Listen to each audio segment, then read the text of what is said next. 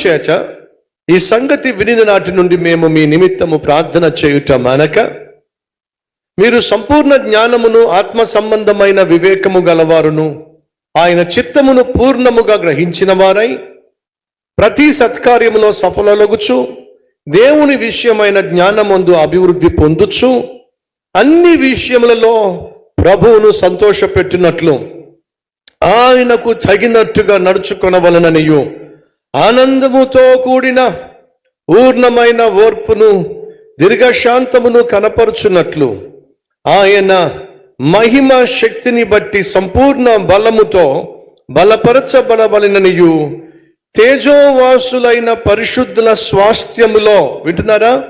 తేజోవాసులైన పరిశుద్ధుల స్వాస్థ్యములో పాలివార మగుటకు మనలను పాత్రులుగా చేసిన తండ్రికి మీరు కృతజ్ఞతాస్తుతులు చెల్లింపవలెనని దేవుణ్ణి బతిమాలుకొనుచున్నాను. తేజోవాసులతో మీరు జీవించబోతున్నారు అనగా దేవుని యొక్క రాజ్యము తేజస్సుతో కూడింది, దేవుని మహిమతో కూడింది. అక్కడ కేవలము దేవుడు మాత్రమే ఉంటాడు, దేవుని పిల్లలు మాత్రమే పరలోకంలో ఉంటారు. అది నూతన యెరూషలేము, అది దేవుడు ఉండేటటువంటి స్థలము. మళ్ళా ప్రశ్నిస్తున్నా, లేక జ్ఞాపకం చేస్తున్నా, మీ ఇంట్లో మీరే ఉంటారు, మీతో పాటు మీ పిల్లలు ఉంటారు. పక్కింటి పిల్లలు వచ్చినా సరే కాసేపు ఉండి వెళ్ళిపోతారు, కానీ మీ ఇంట్లో ఉండే ఛాన్స్ లేదు. అదే వాస్తవం అయితే దేవుని ఇంట్లో ఎవరు ఉంటారు? దేవుని పిల్లలు ఉంటారు. దేవుని పిల్లలు కాకుండా దేవుని ఇంట్లో ఉండే ఛాన్స్ లేదు. ఇప్పుడు నువ్వు కానీ నేను కానీ దేవుని ఇంట్లో మరణించిన తరువాత దేవుని ఇంటిలో దేవునితో పాటు నిత్యము ఉండాలంటే మనం ఏం కావాలి? దేవుని పిల్లలము కావాలి. మనం దేవుని పిల్లలము కాకుండా దేవుని ఇంటిలో నివసించే ఛాన్స్ లేదు. మీరు ఎవరికైనా ఆశ ఉందా? పరలోకంలో దేవునితో నిత్యము ఉండాలని ఆశపడుతున్నాను అన్నవారు ఉంటే ఒకసారి చేయి చూపిస్తారా?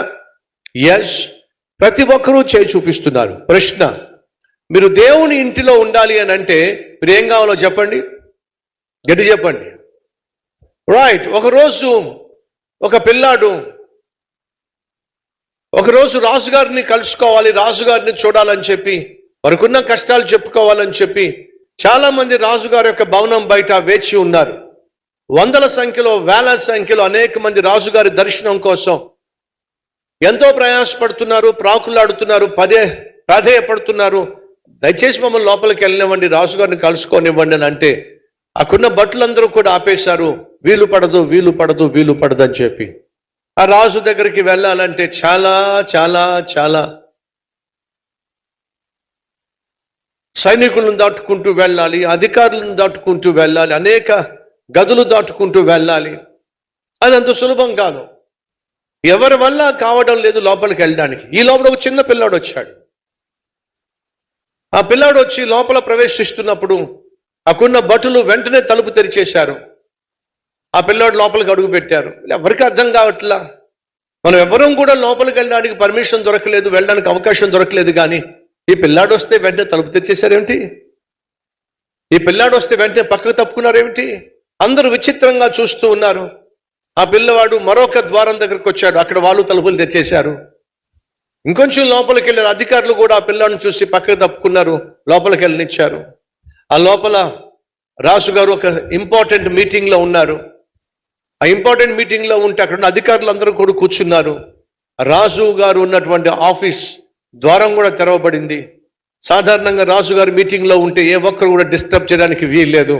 అయినా తలుపు తెరవబడినప్పుడు అందరూ ఆశ్చర్యంగా చూశారు. ఏమిటి రాజుగారు మాట్లాడుతున్నప్పుడు, ఈ మీటింగ్లో రాజుగారు మాట్లాడుతున్నప్పుడు తలుపు తీయడం ఏమిటి, అంత అత్యవసర పరిస్థితి ఏమొచ్చింది అని చెప్పేసి అందరూ ఒక్కసారిగా తలుపు వైపు చూశారు. చూస్తే ఆ పిల్లాడు లోపలికి వస్తున్నాడు. ఎవరు మాట్లాడలా.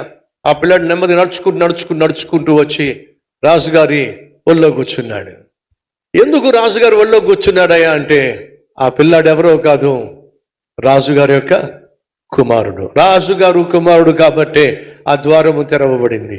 రాజుగారి కుమారుడు కాబట్టే ప్రతి గుమ్మము తెరవబడింది. రాజుగారు కుమారుడు కాబట్టే ఎంత ఇంపార్టెంట్ మీటింగ్ అయినా సరే అది ఆగిపోయింది.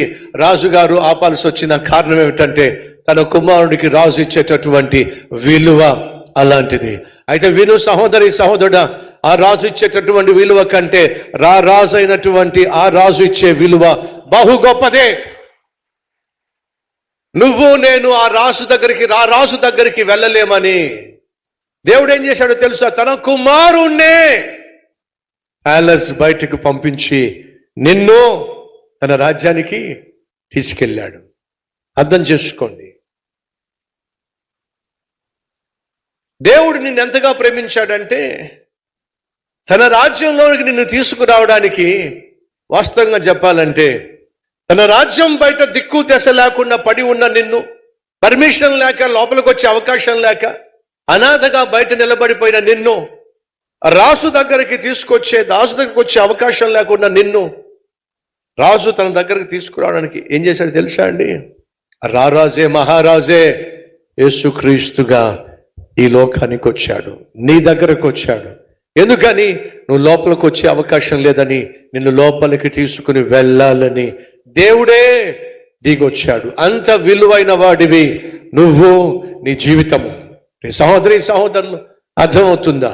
మనం దేవుని రాజ్యంలో, దేవుని గృహంలో ఉండాలి అని అంటే భూమి మీద ఒకే ఒక్క పని మనం చేయాలి. అదేమిటంటే యోహాను రాసిన సువార్త 1వ అధ్యాయము 12వ వచనము. 1వ అధ్యాయము 12వ వచనము. ఎందరైతే ఆయనను అంగీకరించెదరో